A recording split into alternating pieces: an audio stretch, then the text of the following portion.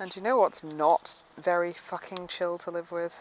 The constant CPTSD symptoms, the trauma-born dissociation symptoms, the other massive array of health issues that I don't really know what is comorbid for us because diagnosis is not something we've ever pursued if we can have treatment. Well, apart from the ADHD and the OCD and the autism is diagnosed, but hey, BPD is not diagnosed, but does seem highly likely in some people. Really not at all in others, but in at least a few of us. That seems pretty likely. Anxiety may actually be diagnosed, depression, yes. But like all of those things. Oh, fucking hell. PTSD is diagnosed. I don't know if the CPTSD is. Oh, that might be too actually. Fuck it. Either way, diagnosed and otherwise, whatever the vast array of symptoms of things that we experience that are really fucking challenging to manage in everyday life are, that's stressful to live with. All of those things are very stressful to live with. And I feel kind of like if I didn't have a self-image, hello, and I didn't have like a sense of my body or a connection to it, and I didn't have like a stable sense of self, and I'd be rapid switching between different parts of me, all of which with different beliefs and concepts and ideals, so I constantly felt like I was lying no matter which way I looked. Because it's like I just said that but I don't agree with it, but I do because the part who said it does. You start to put it all together and you actually get a very multifaceted, very complex person, but when it's all separated and the sense of self is as well, then it's like I don't perceive myself and I make up what other people are perceiving of me based off of often horribly inaccurate viewpoints actually born of the trauma and convinced, like, to us, told to us basically by abusive assholes in the past. And like my sense of self was not hey. hello, you having fun?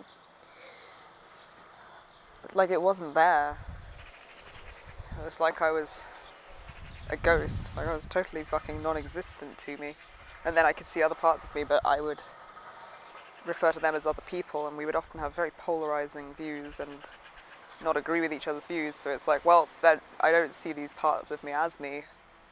And going back in time for a second here, not how I currently feel, because I felt a twinge of like pain there, and I want that evident. Yeah, that was rough. It's like constantly feeling fake, constantly feeling like I'm lying because I don't feel the same way as I've seen and heard myself say I feel, without realizing that that part of me does very much feel and like think those things. And then the you gotta drop it.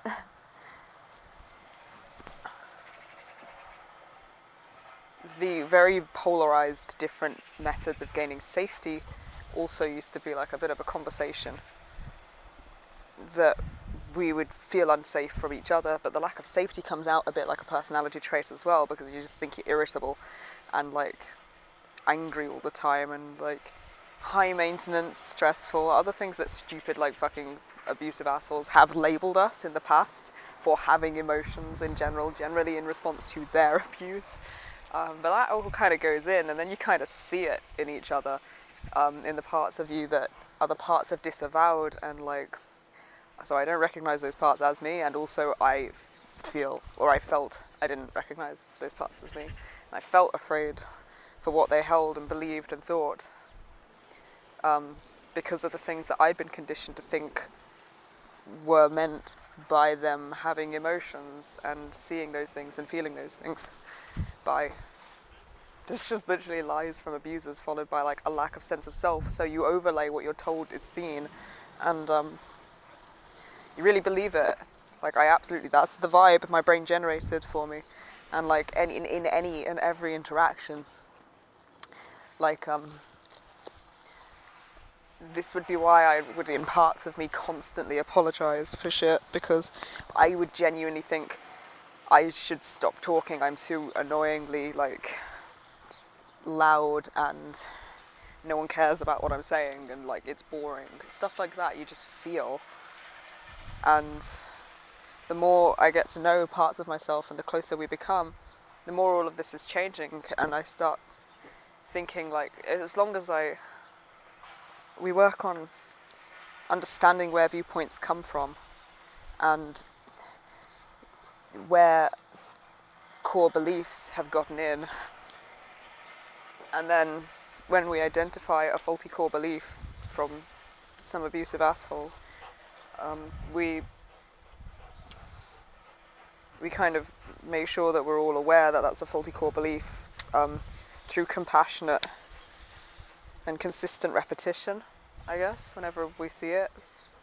Like, come under reassurance, maybe. Being like, yeah, that's understandable, we'd believe that. Look at all these people that told us that. It does not mean it's accurate and that it's true. It's a scary thing to think and feel. It was used to control us. Like, all these things. And then, I guess with some understanding of that, you start to, like, we started to feel like it takes a long time to get through that's true. And once that starts feeling true, you're like, well, fuck me, what am I actually like then? Like, if all of these things are a lie, who am I? And, cue slight identity crisis, but that's kind of a positive thing, really. Or, like, if my identity is held in being, like, I don't know, dramatic and angry and difficult, then I realise that those words are mislabeled representations of the symptoms of trauma as seen from the eyes of abusers. Then I'm like, well,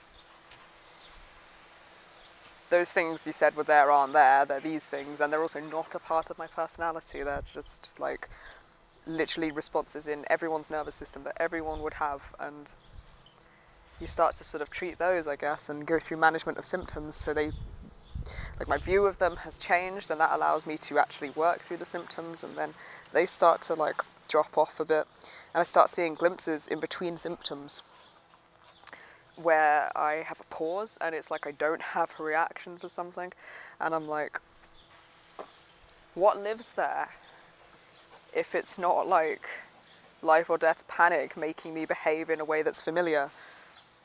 If there's no panic motivating me to do that, then what am I going to do in this situation? And I'm finding out, and, like, all of it's really pretty chill, to be honest.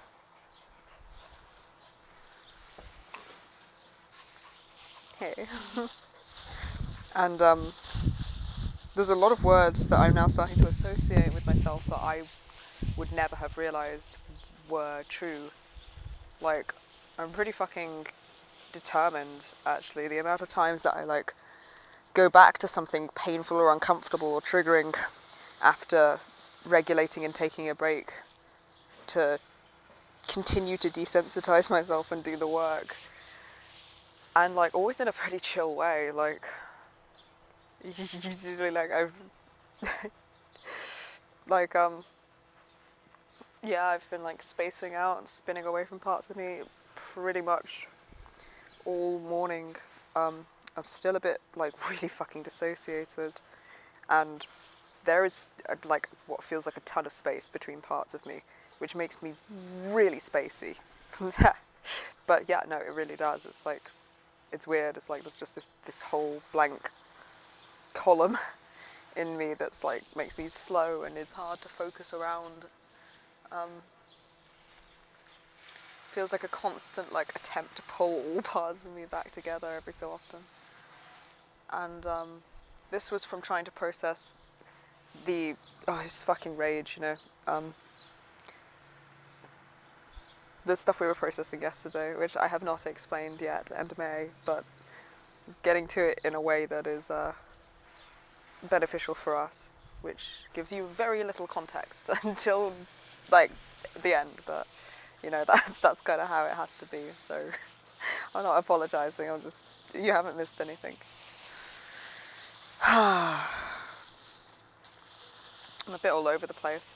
And yeah, this was from processing, or trying to process, the fucking rage from a lot of our experiences, which I've recorded yesterday. I don't know if I'm going to share. And it will take me a long time to get around processing them anyway, so. But it's a lot, and like we recorded them yesterday around this time, and then I spent the whole rest of the day, like, we went on a walk, and I just focused on calming the fuck down and resting and regulating us and getting us stable again. I wasn't completely destabilized by recording them, but I was, like, activated. My nervous system was definitely dysregulated. I wouldn't say I was, like, re-traumatized, although if it's on a spectrum, maybe a little bit. But yeah, fucking determined, because it's been all of yesterday just, like, calming down and soothing and regulating from processing that, and then today, like, 3-4 hours getting grounded and like, calm enough, sort of regulated and chill enough feeling to take the dogs out and watch some YouTube videos and listen to some music and, like, do some downtime shit, and then immediately just, like, back out to try in a much gentler way to approach the same topic. I was going to watch them back, which is usually how I process, but I feel like that's too much right now, too soon. So I'm just going with whatever feels like my brain needs it. And that's just pretty much it, like, all the fucking time. I'm really starting to notice that, and especially with not just being able to see myself in all parts of myself from all parts of myself, but starting to have the identity of all of it being me. Very weird. Absolutely, like, my eyes have, like, derped out on either side and are suddenly refocusing and seeing the whole picture, but internal, and in a way that affects my, like, feeling of everything, including my fucking height. It's fucking wild. And yeah, that seems to be a pretty common theme throughout different parts of me. I just keep fucking going. It doesn't matter how difficult or uncomfortable something is. I am, like, not avoidant of it. And there's all sorts of things that I'm like, oh, I'm not, like, flaky and unreliable and dramatic and toxic. I'm actually really chill and pretty understanding, and I'm alright with compassion, which is surprising to some parts of me, and reliable. Like, there's a lot of stuff that I didn't know I had the ability to be, and I'm able to start seeing it and remembering it, because I think that's another thing with every part of me. Like, when I would rapid switch through my subsystem to engage with the world, I wouldn't remember from, like, what part of me had been triggered to deal with which situation and then what, and it would be happening, like, we'd either be dissociating for hours and then I don't know, or it would be like like every few minutes or so, like, whatever the fuck triggered whichever part out. So I wouldn't remember any of my day or anything I'd done, and I think that makes it quite hard to form a self-image, really, if you can't remember anything you're fucking doing. So yeah, that's very interesting and very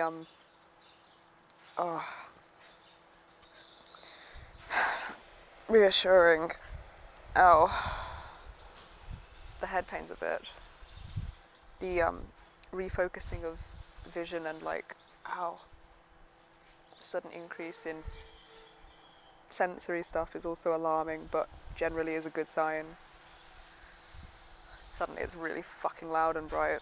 The grass is very, like, in front of me. I do like it when this happens, it's just shocking. make more parts of me come more close.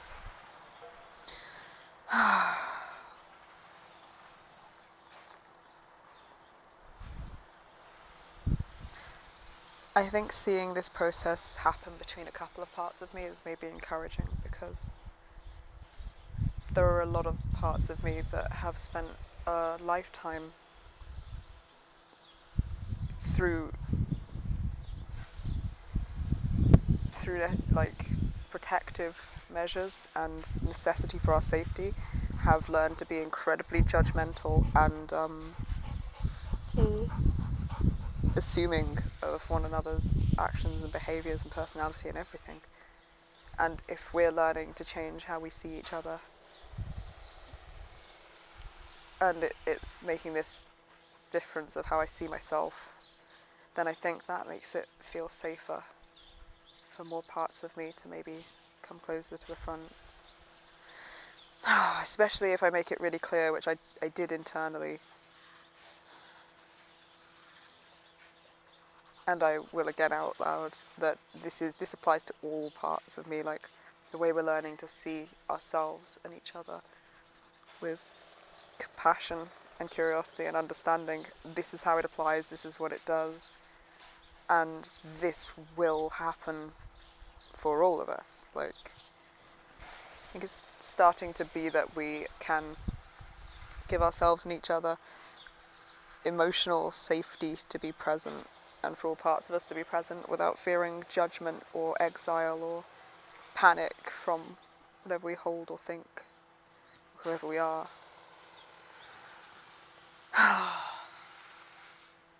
God, it's a lot better.